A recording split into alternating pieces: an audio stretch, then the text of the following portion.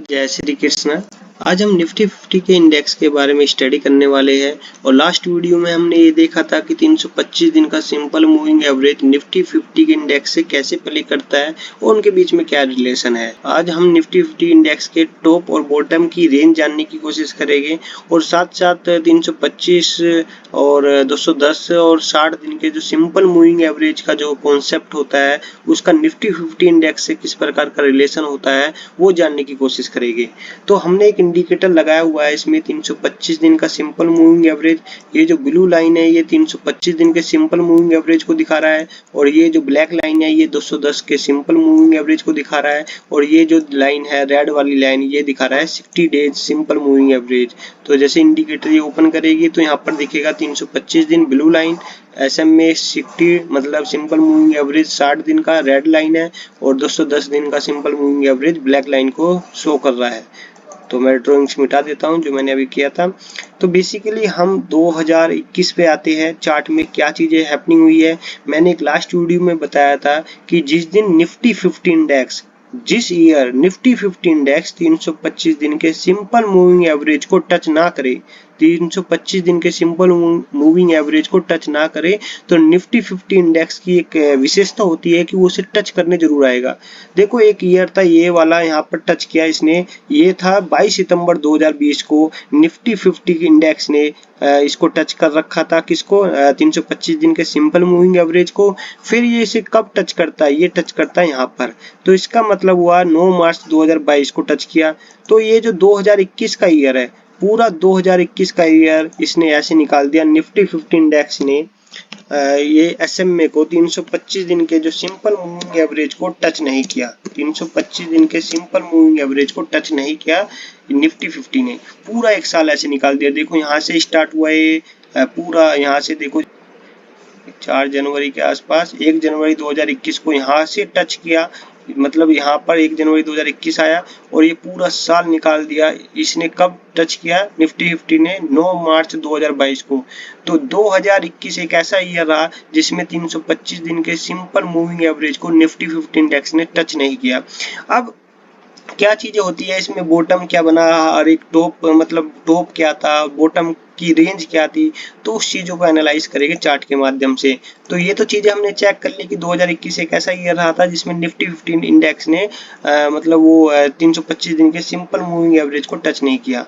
तो हाँ, ये हाईएस्ट लेवल बना, ये हाईएस्ट लेवल बना 2000, ये बना था आपका करीब करीब 28 सितंबर 2021 को हाईएस्ट लेवल बना। तो हमें एक विशेषता पता चली कि पूरा 2021 साल निकल गया, निफ्टी 50 इंडेक्स ने 325 दिन के सिंपल मूविंग एवरेज को टच नहीं किया। तो हमें एक विशेषता पता है कि निफ्टी 50 इंडेक्स की विशेषता पता है कि इसे टच करने जरूर आएगा। तो इसने कब टच किया? ये टच किया इसने करीब करीब यहाँ पर 4 मार्च 2022 को। और ये क्वालिटी होती है, जब वो टच करता है तो कम से कम 9-10 महीने वो कंसोल होता है। तो यहाँ से कितना टाइम ये कंसोलिडेट हुआ, यहाँ से कितना समय लगाया इसने कंसोलिडेट में, यहाँ तक ये कंसोलिडेट हुआ, यहाँ तक ये टचिंग में रहा। तो करीब करीब 388 दिन यहीं पर मार्केट एक रेंज में घूमती रही। 388 दिन मार्केट क्या करती रही? यहीं घूमती रही, कभी ऊपर गई कभी नीचे आई। तो एक पर्टिकुलर रेंज में यहाँ पर टाइम करेक्शन हुआ। देखो प्राइस करेक्शन तो यहीं पर हो गया था, यहीं से इसने बॉटम बना लिया था। प्राइस करेक्शन तो यहाँ पर इसने बॉटम बना लिया, लेकिन एक जो पिछली बार का हाई था निफ्टी 50 का जो हाई था और जो अभी लेटेस्ट में जब इसने बॉटम बनाया था, तो यहाँ से और उसी हाई पे जाने में इसने कितना समय लगाया? इसने बॉटम से उसी रेंज में जाने में उसके पिछले साल का जो पिछली बार का जो हाईएस्ट था उस पर जाने के लिए कम से कम 1 साल के करीब दिन निकाल दिए। तो मैंने क्या बोला कि जब निफ्टी 50 इंडेक्स 325 दिन के उसको टच करता है, सिंपल मूविंग एवरेज को टच करता है, तो वो 1-1.5 साल आराम से कंसोल होता है, वहीं पर ऊपर नीचे होता रहता है।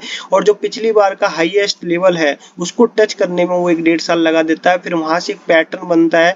अब मैं दिखाता हूँ यहाँ पर क्या ये चीजें हुई थी। तो यहाँ पर क्या बना, एक पैटर्न बनाया इसने और इसका ये बनता है कप विद हैंडल पैटर्न।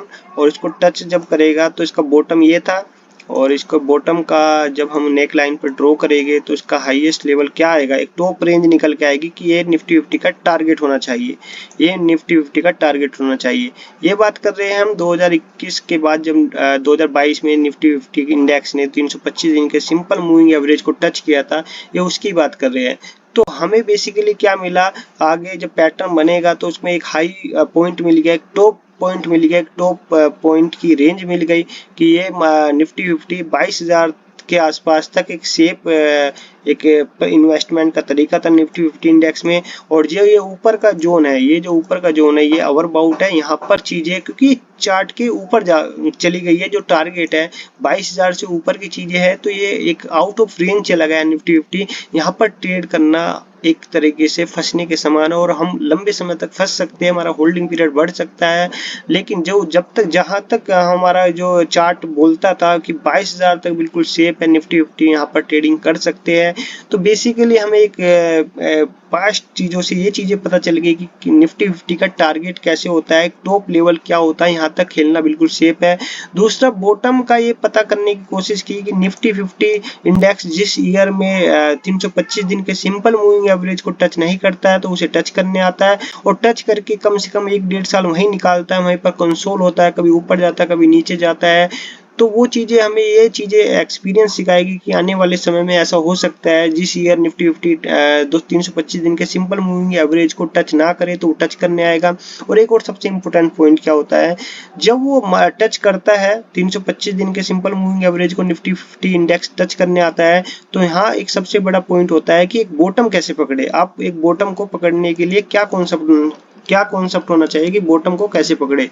तो मार्केट में एब्सोल्यूट बॉटम नहीं कोई नहीं पकड़ सकता, लेकिन आप एक रेंज पकड़ सकते हो। रेंज कैसे होती है, जो 60 डेज का सिंपल मूविंग एवरेज है, ये जो 60 डेज का सिंपल मूविंग एवरेज है, यदि ये 60 डेज का simple moving average 310 simple moving average और 210 सिंपल मूविंग एवरेज के सबसे नीचे हो और उससे नीचे प्राइस हो, यदि देखो एक बार दोबारा बता रहा हूँ, यदि 325 ये जो 60 डेज का सिंपल मूविंग एवरेज है, रेड लाइन किसको शो कर रही है, 60 डेज सिंपल मूविंग एवरेज को, ब्लू लाइन 325 दिन के सिंपल मूविंग एवरेज को, 210 ब्लैक लाइन 210 के सिंपल मूविंग एवरेज को दिखा रही है। यदि प्राइस सबसे नीचे हो, उस प्राइस से ऊपर 60 डेज का सिंपल मूविंग एवरेज हो, उससे ऊपर 325 दिन का सिंपल मूविंग एवरेज हो और सबसे ऊपर 210 का सिंपल मूविंग एवरेज हो, तो ये क्या करता है, ये एक बॉटम की रेंज क्रिएट करता है, ये निफ्टी 50 की बॉटम की रेंज बनाता है। तो ये बेसिकली एक रेंज है, यहाँ पर निफ्टी 50 एक बॉटम बना रहा है, बॉटम की रेंज में है, तो यहाँ पर ट्रेडिंग करना कोई खतरे से बाहर, मतलब कोई खतरा नहीं है यहाँ पर ट्रेड करना, क्योंकि निफ्टी 50 एक बॉटम बना चुका है, तो उसके आसपास ये टाइम लगा सकता है, परंतु इससे नीचे बॉटम ज्यादा जाने की संभावना कम रहती है, ये एक बॉटम की रेंज बन जाती है। ये बेसिकली हमें चीजें पता पाई कि एक बॉटम की रेंज भी पकड़ सकते हैं हम, एक बॉटम की रेंज हो सकती है। और साथ ही साथ एक सबसे इंपॉर्टेंट पॉइंट, एक और चीज मैं बताना चाहूंगा, सबसे इंपॉर्टेंट पॉइंट क्या है यहाँ पर, जब मार्केट एक हाईएस्ट लेवल बनाती है, एक हाई पॉइंट बनाती है, तो उसमें जब मार्केट में करेक्शन होता है ना, तो सबसे इम्पोर्टेंट पॉइंट क्या होता है, सबसे इम्पोर्टेंट पॉइंट ये होता है कि आपको ये चीजें चेक करनी पड़ेगी कि मार्केट ने जिस दिन बॉटम बनाया हो, क्या होता है, एक मार्केट एक दिन 2% का करेक्शन करती है, मार्केट 2% का करेक्शन करती है। यदि 2% से ऊपर कोई ग्रीन कैंडल बनती है कि इंट्राडे में मार्केट 2.5% नीचे गई, फिर बाद में वापस आके वो थोड़ी सी क्लोजिंग उसने ग्रीन कैंडल में दिया है और उसकी प्राइस की मूवमेंट 2% से ऊपर रही है, 2% से ऊपर रही है, तो एक तरह से बॉटम का फॉर्मेशन करता है कि ये इससे ज्यादा नीचे नहीं जा सकता। हालांकि थोड़ा सा नीचे आसपास जा सकता है, लेकिन जो एक बॉटम की रेंज होती है, उस बॉटम की रेंज बनाने में मतलब सफलता प्राप्त कर लेता है, यदि 2.5% की ग्रीन कैंडल की मूवमेंट हो, मतलब वो पहले नीचे गया हो इंट्राडे में, फिर वो क्लोजिंग पॉजिटिव देके गया हो, तो एक तरह से बॉटम की रेंज बनाने में हेल्प करता है। बेसिकली 2% की ग्रीन कैंडल जिस दिन लोअर सर्किट के आसपास लगता है निफ्टी 50 में और फिर उसके ऊपर वो कम बैक करता है, तो वो एक तरह से बॉटम की रेंज बनाने में हेल्प करता है। तो आपको ये तो था 2021 के बाद जो 22 में जो चीजें हुई है, फिर उसके बाद मार्केट ने रैली की है 2024 में, तो ये बेसिकली वो वाले पॉइंट थे। अब हम करंट मार्केट से इसको लिंक करने की कोशिश करेंगे कि करंट मार्केट में भी क्या ऐसा कुछ हुआ है, तो आइए चेक करते हैं करंट मार्केट में क्या है। ये अभी सितंबर के आसपास 2024 में ये एक हाई लेवल बनाया निफ्टी 50 ने 26,000 से ऊपर। फिर क्या हुआ कि मार्केट ने लगातार 3 फेज में डाउन साइकिल स्टार्ट की कि पहले सबसे पहले यहाँ पर फॉल आया 1% मतलब 11% से ऊपर फॉल आया एक फेज में, फिर मार्केट ऊपर गई, फिर दोबारा फॉल आया, ये करीब 8.5% के आसपास फॉल आया, फिर दोबारा मार्केट नीचे गई, फिर ये नीचे फॉल आया 8.5% के आसपास। अब मार्केट यहाँ से 3 फेज में मार्केट मैक्सिमम डाउनफॉल में आती है, मैक्सिमम 3 फॉल में वो बॉटम बनाने की कोशिश करती है। अब बॉटम कैसे डिसाइड होगा, मैंने क्या बोला था, निफ्टी 50 में जब वो एक हाईएस्ट लेवल से नीचे टच करने आती है, सबसे मेन चीज एक चीज यहाँ पर इस 3 कंडीशन से पहले एक चीज बताना चाहूंगा कि 2024 में ऐसा हुआ क्या कि मार्केट ने 325 दिन के सिंपल मूविंग एवरेज को टच नहीं किया। तो वो देख लेते हैं एक बार कि ये चीजें हुई थी क्या। तो यहाँ पर मार्केट ने ये करीब करीब 31 मार्च 2023 को 325 दिन का सिंपल मूविंग एवरेज को टच किया निफ्टी 50 ने। फिर उसके बाद देखते हैं कि फिर आगे क्या कब टच किया होगा इसने। फिर आगे मैं ड्राइंग सारी मिटा देता हूँ 1 मिनट। फिर इसने यहाँ पर सबसे पहले टच किया 31 मार्च 5 अप्रैल 2023 को, और फिर इसने कब टच किया, फिर टच किया यहाँ पर करीब करीब 30 जनवरी 2025 को। तो हमें मिला यहाँ पर भी एक ईयर मिला, जो ईयर था 2024, जिसमें मार्केट ने 325 दिन के सिंपल मूविंग एवरेज को टच नहीं किया, ठीक है, टच नहीं किया। तो इसका मतलब हुआ कि मार्केट की एक कैरेक्टरिस्टिक्स है, निफ्टी 50 की एक कैरेक्टरिस्टिक्स है कि वो उसे टच करने जरूर आएगा। तो 2024 में टच नहीं किया तो 2025 में करेगा। तो हमें मिला 2025 में इसने टच किया। तो अब मार्केट की क्या विशेषता है, जो उसने रिसेंट में हाई बनाया था वो क्या करेगा, एक रेंज बनाएगा। यहाँ पर अब कंसोल होगा, यहाँ पर कम से कम 325 दिन के सिंपल मूविंग एवरेज को जब टच किया है, कम से कम ये कब किया था, 28 जनवरी 2025 के आसपास। तो ये कम से कम यहाँ पर कितना टाइम लगाएगा, कम से कम 1 साल लगाएगा, जनवरी 26 तक ये ऐसे ही घूमेगा मार्केट, और फिर इसको ब्रेकआउट करेगा, फिर हाई बनाएगा। अब किस फेज में मतलब करेक्शन आता है, देखो पहला फेज आया यहाँ पर एक फेज में आया 11% का करेक्शन। दोबारा जब करेक्शन हुआ तो ये आया करीब करीब आपका 8.5% के आसपास का करेक्शन, और फिर दोबारा आया तो यहाँ पर आया 9% के आसपास। तो हमने पाया कि मार्केट ने जब रिसेंट हाई बनाया उससे 3 बार वो 2 स्टेप डाउन जाके 1 स्टेप ऊपर गया, 2 स्टेप डाउन जाके 1 स्टेप ऊपर गया, 2 स्टेप डाउन जाके 1 स्टेप ऊपर गया। तो उसने पहली बार में 11% से ऊपर का करेक्शन किया, फिर दूसरी बार में 8.5% के आसपास किया, तीसरी बार में 8.5% के आसपास किया। तो 3 बार वो करेक्शन कर चुका। अब बॉटम बनाने के लिए क्या होता है, बॉटम बनाने के लिए मैं एक चीज बता रहा हूँ दोबारा से कि एक तो मार्केट में करेक्शन बॉटम की रेंज कैसे बनती है, मैंने बोला था यदि 60 डेज का सिंपल मूविंग एवरेज सबसे नीचे हो और 325 दिन का उससे ऊपर हो, मतलब 60 डेज का सबसे नीचे हो और फिर 325 दिन का उससे ऊपर हो, सबसे ऊपर 210 दिन का सिंपल मूविंग एवरेज हो, और उससे नीचे यदि प्राइस हो, यदि उससे नीचे प्राइस हो, तो ये क्या होती है, एक बॉटम की रेंज बन जाती है। ये क्या बनती है, एक बॉटम की रेंज बनती है, ये बॉटम की रेंज बनती है। और यहाँ पर चीजें मतलब निफ्टी 50 इंडेक्स के पॉइंट ऑफ व्यू से चीजें यहाँ से सस्ती होनी शुरू हो जाती है। दूसरा सबसे इंपॉर्टेंट पॉइंट है, ये तो बॉटम की रेंज का बारे में बता पाया सिंपल मूविंग एवरेज से। एक और चीज बहुत इंपॉर्टेंट है इसमें, मैंने क्या बताया था पिछली 2022 में जब एनालाइज किया था, तो एक दिन ऐसा आता है जिसमें निफ्टी 50 5% के आसपास की मूवमेंट करा देता है कि वो बॉटम पर बनाता है, और उससे यदि ग्रीन कैंडल की मूवमेंट 2% से ऊपर हो, यदि ग्रीन कैंडल की मूवमेंट 2% से ऊपर हो तो इसका मतलब है मार्केट बॉटम बना चुकी है, मार्केट मतलब बॉटम बना चुकी है। तो यहाँ पर था ये कौन सा दिन था, ये था 7 अप्रैल 2025 का।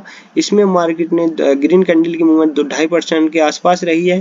तो ये मुझे लगता है 21,755 मार्केट का बॉटम है, और ये आसपास उसके घूमता रहेगा, बॉटम के आसपास घूमता रहेगा, क्योंकि हमने देखा है जब भी निफ्टी 50 इंडेक्स जब भी 325 दिन के सिंपल मूविंग एवरेज को टच करता है तो वो यहाँ पर टाइम मांगता है, यहाँ पर वो 1-1.5 साल कंसोल होता है। तो कंसोल होता है, हालांकि वो थोड़ा सा रैली कराएगा, क्योंकि एक बार रैली कर चुका है। यहाँ से क्या किया है इसने, यदि हम रैली देखें तो यहाँ पर कितनी रैली की थी इसने, ये रैली की है इसने निफ्टी 50 इंडेक्स ने, जब बॉटम बनाया था तो रैली हुई है यहाँ पर करीब करीब ये 12% के आसपास। तो मार्केट क्या करेगा, थोड़ा सा नीचे आएगा तो थोड़ा सा टाइम लगाएगा, फिर मार्केट एक और रैली करेगा, क्योंकि मार्केट 3 रैली में डाउन 3 साइकिल में नीचे आया था, बॉटम बनाया था, तो 3 साइकिल उसे ऊपर जाने में लगाएगा। उस जो पिछली बार का रिसेंट का हाई था उसको टच करने में 3 बार वो रैली करेगा। तो एक रैली कर चुका है, फिर नीचे आएगा, फिर दूसरी रैली आएगी, फिर शायद थोड़ा सा करेक्शन करे और फिर शायद इसको टच करे। तो यहाँ पर जब टच करेगा तो एक पैटर्न बनता है, जिस पैटर्न का नाम बोलते हैं कव विद हैंडल पैटर्न, कव विद हैंडल पैटर्न। तो ये यहाँ से करेक्शन करके ब्रेकआउट तब देगा। तो इसका टारगेट कितना होना चाहिए, जो अभी रिसेंट में जब 2% की ग्रीन कैंडल की मूवमेंट हुई है फिर यहाँ से यदि देखा जाए, यदि बॉटम माना जाए, यदि कोई बड़ी चीजों पे इंडिया पाकिस्तान का वो नहीं जाता है। हालांकि यूएसए के प्रेसिडेंट ने सीज फायर का एक ट्वीट किया था, जहां से ये चीजें लग रही थी कि भारत पाकिस्तान चाहता है कि अब युद्ध बड़े लेवल पे ना जाए और भारत की इकोनॉमी, जो भारत की इकोनॉमी का सपना है एक डेवलप देश बनने का, अपनी इकोनॉमी को 5 ट्रिलियन से ऊपर ले जाने का, तो उसके लिए युद्ध समाप्त होना बहुत जरूरी है। तो इसका टारगेट आने वाले समय में क्या दिख रहा है, ये दिख रहा है हमें 30,000 के आसपास। तो इससे क्या हुआ, एक तो सिंपल मूविंग एवरेज से आप एक बॉटम की रेंज को फाइंड आउट कर सकते हो कि यहाँ से नीचे ट्रेड लेने में कोई दिक्कत नहीं है। और जब इसका टारगेट अपलोड करते हो तो उससे आपको एक अपर और टॉप की, जो टॉप की रेंज का पता चलता है कि यहाँ चीजें एक चार्ट के जो टारगेट है उसके अनुसार ठीक है, वैलिड है। और इससे ऊपर यदि चीजें जाती है तो एक ओवर बाउट जोन में आती है, वहाँ ट्रेड लेना थोड़ा सा खतरनाक हो सकता है हमारे लिए।